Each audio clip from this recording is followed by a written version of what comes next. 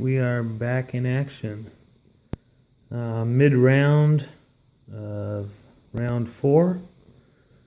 Germany, Russia, Japan, the only 3 countries that have gone.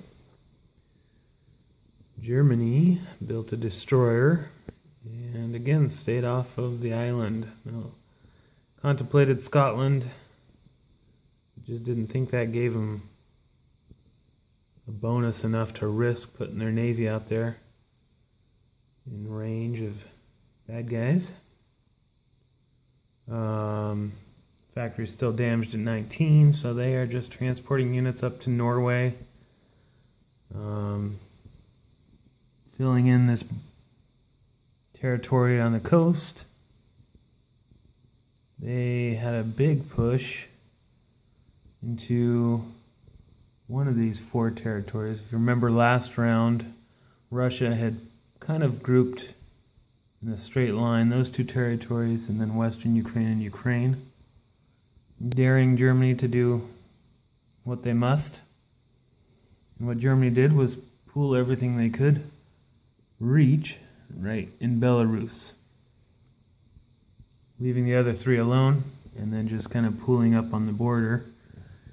And Russia realized that with that punch through to Belarus, Germany could just go through one more territory and be next to Russia. So, rather than fight over these factories that are only worth 2 anyway, they pulled back into Archangel and Bryansk. Basically surrendering those factories for the walkthrough. Kind of swallowing their pride. Russia deciding not going to fight Germany. Outmanned, outgunned. Kind of the straw that broke the camel's back was all this aircraft. They came in and helped, and basically that pile of Russian troops got 5 hits, and all those aircraft and German attacking troops got like 14. So 5 to 14 was not a good ratio. Russia decided to pull back, fight another day. We'll draw these aircraft even further away from their navy. Hopefully just stretch out Germany's supply lines. Standard practice, but had to swallow their pride to do it, giving up their factories. Coming back up from Iraq to help out.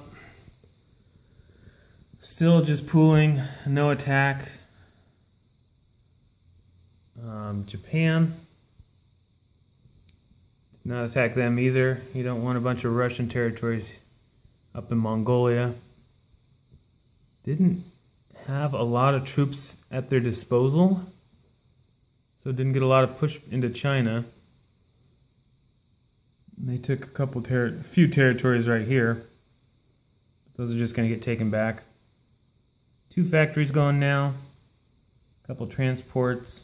A couple more transports coming. So hopefully we're going to get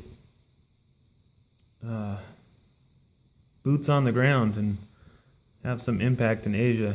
Hopefully it's not too late. Japan still controls these money islands.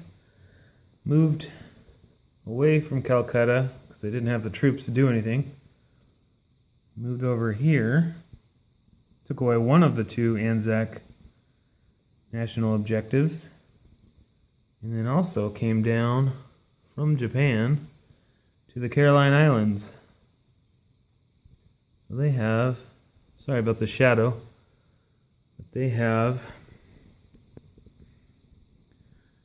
ginormous navy.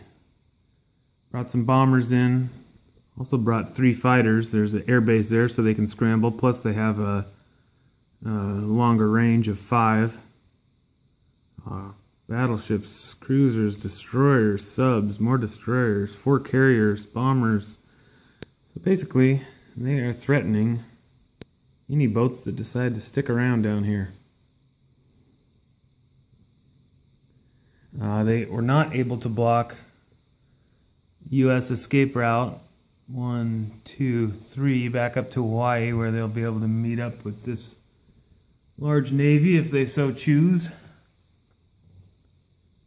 And that should be pretty secure right there in Hawaii. If that's what they want to do, they can escape. But they're going to have to run away. Again, Japan's got a decent income. They're up there at 52 again. But they are not getting much progress and don't look to be getting much soon here in Asia. We will be back with the second half of round number 4. Alright, we just finished round number 4. You saw what the first 3 countries did. Check on U.S. We here built a transport, an attack bomber, some ground troops. They ferried some troops over from South America over to Gibraltar. Their fleet, as well as their 3 fighters, moved up to 109. They're able to scramble now. U.S. fleet met up with the British fleet that came over from New Brunswick. UK repaired enough damage on their factory to build another destroyer. Put some troops up in Scotland. That whole island is looking secure now. That navy is looking pretty secure. Germany's navy is still strong. Not much on the coast. 3 Strat bombers and all their aircraft are over here, which is not within striking distance of island or the boats, or able to scramble to protect their navy. So they're going to have to make a choice on their next turn. Come back and play in the water. Help out their navy, or push on to Russia.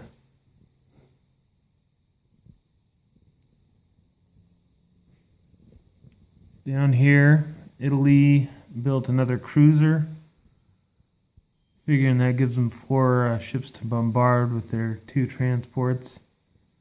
All they bought, besides the cruiser, was another man. They are low on income, low on units.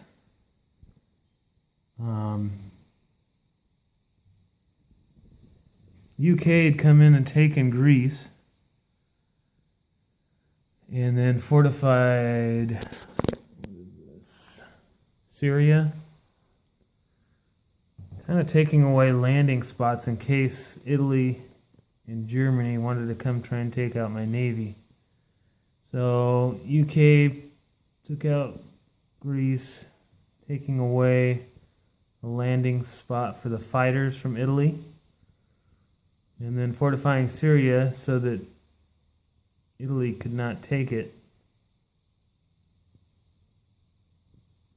and give Germany's planes a place to land.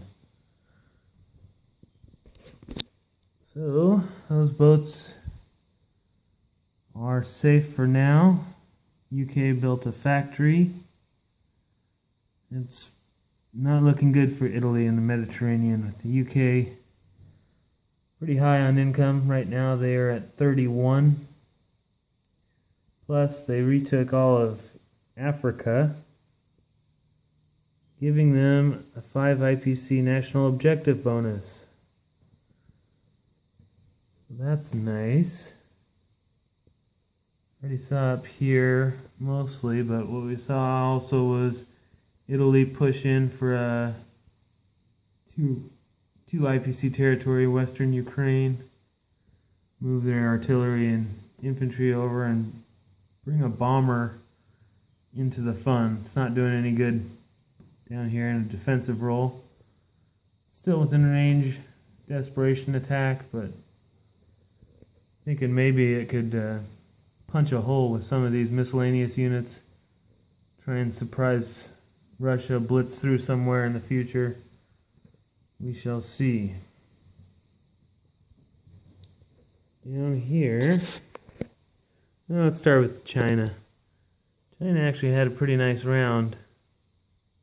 Pushed back. They're holding a good majority of their territory. Obviously they're seesawing back and forth. Japan will take the majority back, but in the meantime, that Burma Road is solidly in control. They're getting that 6 IPC national objective, and there's just no presence for Japan down here. You can see we've got United States taking the Philippines for a national objective IPC. They had their fleet down here and went 1, 2, 3. Anzac came from Sydney, 1, 2, 3, and took Java. The subs that were in 54, U.S. subs spread out, Anzac subs spread out. We got a transport here, a transport there, French destroyer there on a naval base. Basically creating a huge headache for Japan. Japan is very low in units down here. They've got 2 transports and a total of 4 units. No transports there. Huge navy, but no land units to do much with. Can't reach Sydney with any land units. I've got a couple transports. Can be fully loaded there. A couple transports that can be fully loaded there. U.S. has got a very large navy here. 3 subs and a destroyer coming behind them. So Japan's going to have to recover. Again, same old story with Japan. Russia not attacking. Decent job holding the money islands, but they just can't seem to make any headway on the mainland.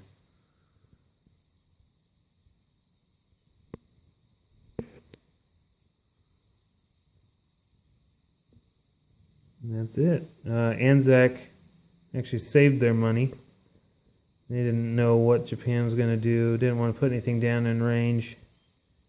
So they will have $41, 41 IPCs on their turn in round 5.